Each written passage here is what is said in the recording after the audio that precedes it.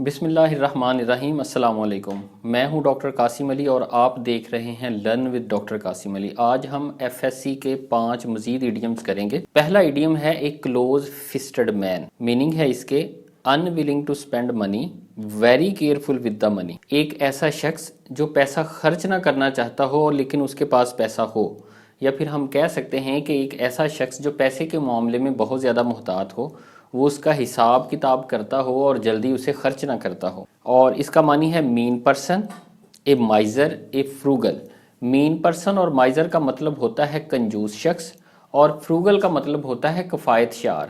کنجوس شخص وہ ہوتا ہے جو اپنی بنیادی ضروریات پہ بھی خرچ نہ کرتا ہو، اور کفایت شعار وہ ہوتا ہے جو فضول خرچی کرنے والا نہ ہو لیکن بنیادی ضروریات پہ خرچ کرتا ہو۔ تو ایک کلوز فسٹڈ مین اس ایڈیم کا مطلب ہے کہ ایک کفایت شعار شخص یا کنجوس شخص یا ایسا شخص جو پیسہ خرچ نہ کرنا چاہتا ہو۔ اگر ہم اس کا اوریجن دیکھتے ہیں تو یہ 18ویں صدی میں زیادہ استعمال ہونا شروع ہوا ہے۔ دس idiom alludes to tightly holding on to one's money as if clenching one's fist۔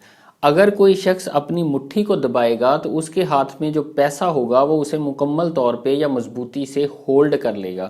ہم نے اکثر دیکھا ہوگا کہ انڈیا میں اور پاکستان میں، بنگلہ دیش میں جب بھی شادیاں ہوتی ہیں یا کوئی خوشی کا تہوار ہوتا ہے، کوئی قوالی ہو رہی ہو، کوئی بھی اس طرح کا تہوار ہو، تو لوگ پیسے جو ہے وہ پھینکتے ہیں۔ جب بھی پیسے پھینکیں گے تو ان کا ہاتھ جو ہے وہ کھل جائے گا، یعنی کہ مٹھی بند نہیں رہے گی، ہاتھ کھل جائے گا۔ اسی طرح اگر آپ نے کسی غریب کی مدد کرنی ہو تو اگر آپ مٹھی کو بند کر کے رکھیں گے تو آپ اس غریب کی مدد نہیں کر سکتے۔ جب بھی آپ نے کسی کو پیسے دینے ہیں تو آپ کو مٹھی جو ہے وہ کھولنی پڑتی ہے۔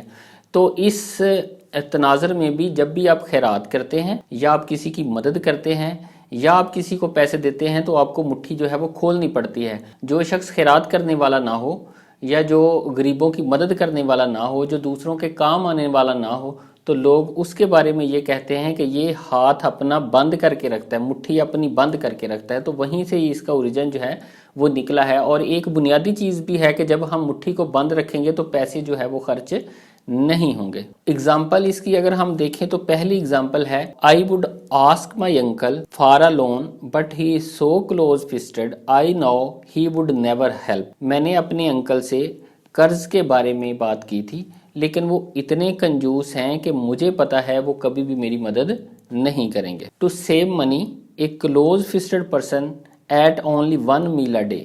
رقم کو بچانے کے لیے ایک جو کنجوس شخص ہے وہ ایک دن میں صرف ایک مرتبہ کھانا کھاتا ہے۔ زید is so much close fisted person even he do not spend on his family۔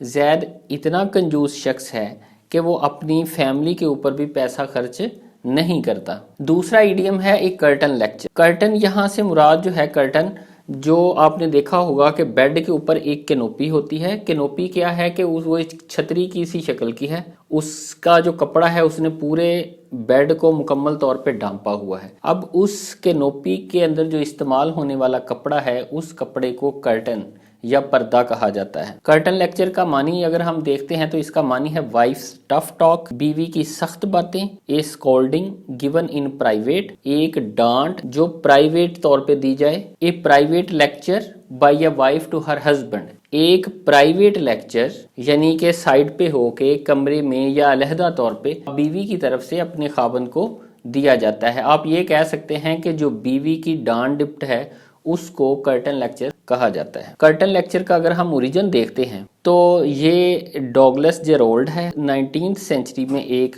ہیومرسٹ ہے، once famous but now almost forgotten، who was a contributor to Punch magazine from its second issue in 1841 until his death in 1857۔ Mrs. Caudle monologues were first published in Punch۔ They became a book in 1846 with the title Mrs. Caudle Curtin's Lecture۔ Douglas Jerrold 19ویں صدی میں ایک مزاح نگار تھا، اس نے بہت سارے جو ہے وہ مزاحیہ کتابیں اور ناول لکھے ہیں۔ اس نے ایک پنچ میگزین میں سلسلہ شروع کیا، اس سلسلے کا نام تھا مسز کارڈلز مونولوگز۔ اس کے اندر اس نے مزاحیہ انداز میں بیوی کی طرف سے شوہر کو جو دیے جانے والے لیکچر ہے، جو بیزتی ہے، اس کو اس نے بڑے مزاحیہ انداز میں بیان کیا تھا۔ 1846 میں 1846 عیسوی میں یہ جو مسز کارڈلز مونولوگز تھے یہ ایک کتابی شکل کارڈلز میں چھپ کے مارکیٹ میں آ گیا اور ان کا نام جو تھا وہ اسی نام پہ مسز کارڈلز کرٹن لیکچر رکھا گیا۔ جو مسز کارڈل ہے یہ ایک فرضی شخصیت ہے، یہ حقیقی دنیا میں نہیں ہے، لیکن اس نے عورت کے کردار کو جو مرد کے ساتھ وہ پیش آتی ہے یا سخت باتیں کرتی ہے اس کو مزاحیہ انداز میں بیان کیا تھا۔ 1857 میں جو ڈاگلس جیرولڈ ہے وہ فوت ہو جاتے ہیں۔ اب لوگ ان کو اتنا نہیں جانتے، لیکن اس وقت یہ بہت زیادہ مشہور تھے اور ان کا سلسلہ جو ہے مسلسل کئی سال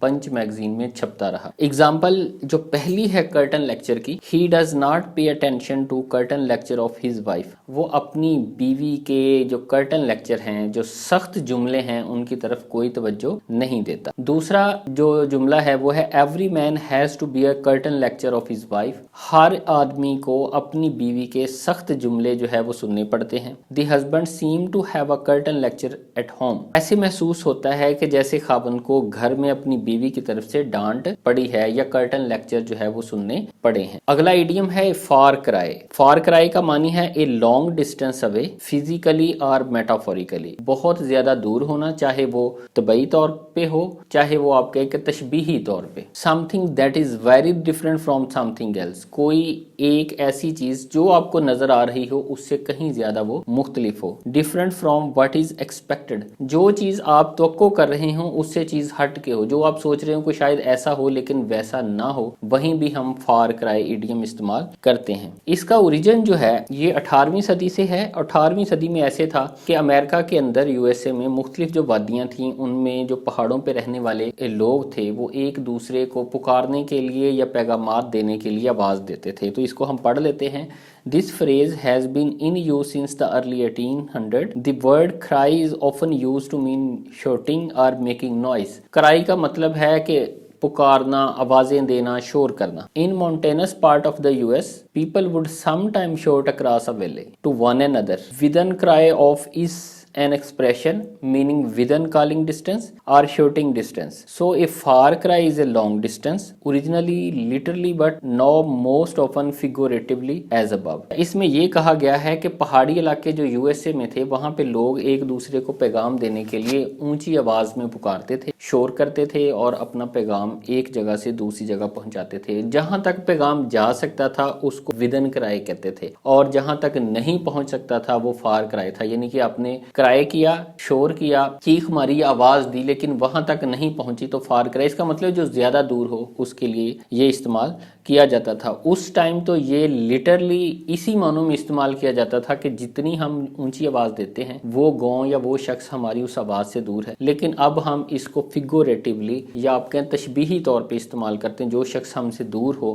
تو ہم اس کو کہتے ہیں کہ فار کرائے، وہ ہماری آواز سے دور نہیں ہوتا لیکن جو بھی شخص ہم سے دور ہو کسی بھی لحاظ سے ہم اس کے لیے اے فار کرائے کا ایڈیم استعمال کرتے ہیں۔ اگزامپل میں کراچی از اے فار کرائے فرام لاہور، کراچی جو ہے وہ لاہور سے کافی دور ہے۔ Truth in politics is a for کرائے، جو سچائی ہے وہ سیاست میں کوسوں دور ہے۔ What the government had achieved during their rule was a far cry from what they had promised during the elections. Government نے اپنی دور حکومت میں جو کچھ حاصل کیا وہ اس سے کہیں بعید ہے، کہیں دور ہے جس کے انہوں نے الیکشن کے دوران وعدے کیے تھے۔ That man is one of the rare government officials who is honest and hardworking, a far cry from most of his colleagues. وہ شخص حکومت کے جو افسران ہیں ان میں ایک بہت ہی نایاب شخص ہے، وہ ایماندار ہے اور محنتی ہے اور وہ اپنے دوستوں سے کہیں ہٹ کے ہے۔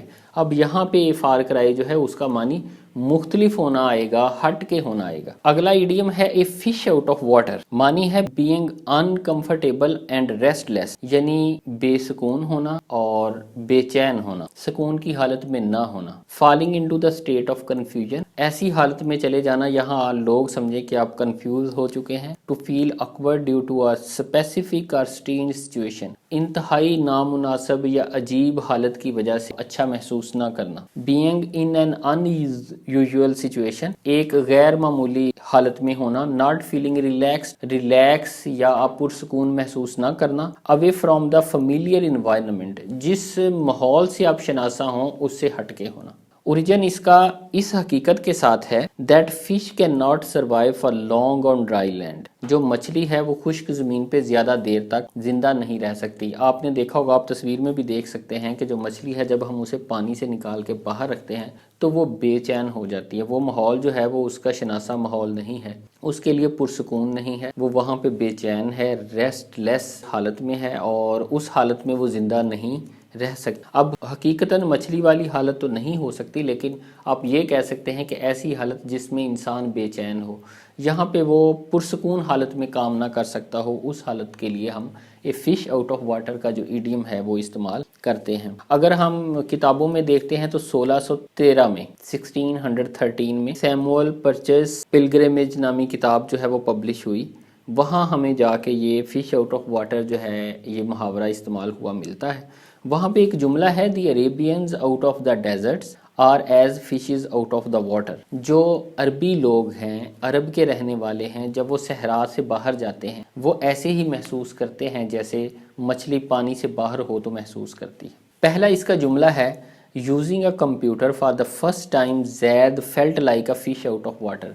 जैद ने जब पहली मरतबा कंप्यूटर को इस्तेमाल किया तो वो बहुत ज़्यादा अनकंफर्टेबल महसूस कर रहा था, या वो ऐसे महसूस कर रहा था जैसे मछली पानी से बाहर हो। On a hiking trail Alina was a fish out of water. Hiking trail पे पहाड़ी चढ़ते हुए अलीना जो थी वो बिल्कुल ऐसी थी जैसे फिश आउट ऑफ वाटर हो, या वो अनकंफर्टेबल महसूस कर रही थी। सारा has certainly not looked like a fish out of water in the mathematics lecture. सारा जो थी वो रियाजी के लेक्चर में नर्वस महसूस नहीं कर रही थी, बेचैन या गैर मुनासिब महसूस नहीं कर रही थी।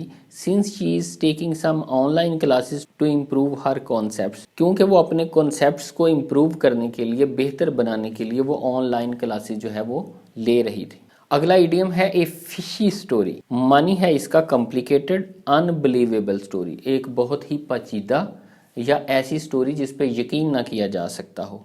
ए बिग लाई, एक बहुत बड़ा झूठ। एन इम्प्रोबेबल, एक झूठी कहानी। ए बूस्टफुल टेल, एक ऐसी कहानी जिसमें बातों को बढ़ा चढ़ा के बयान किया गया हो।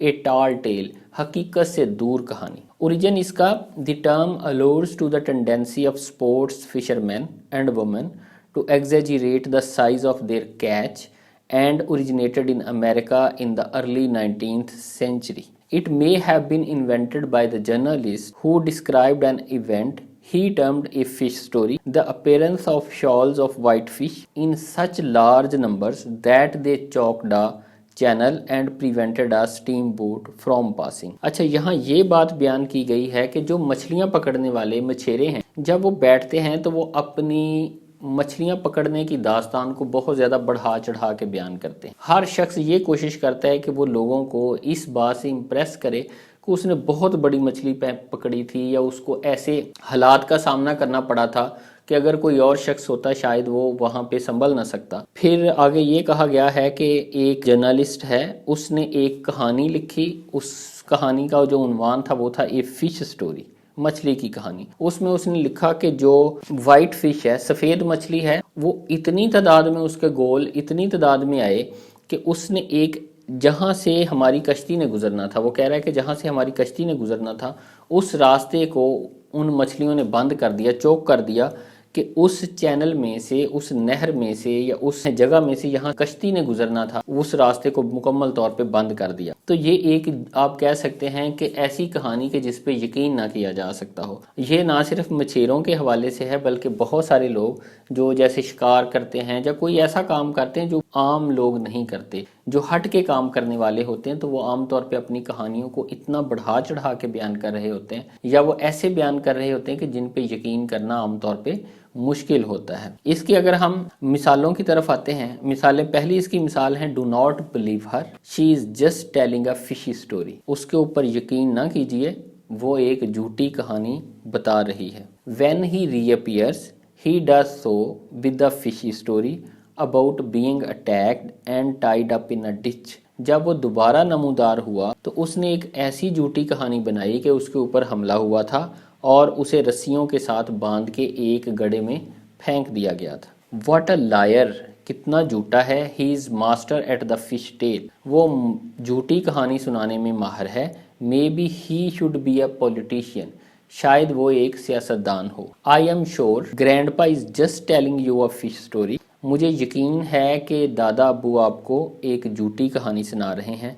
There is no way all of that's true, ये किसी भी लिहाज से सच्ची दिखाई नहीं दे रही। आज के 5 इडियम हमारे मुकम्मल हुए। अगले इडियम तक के लिए मुझे इजाज़त दीजिए। अल्लाह हाफिज़।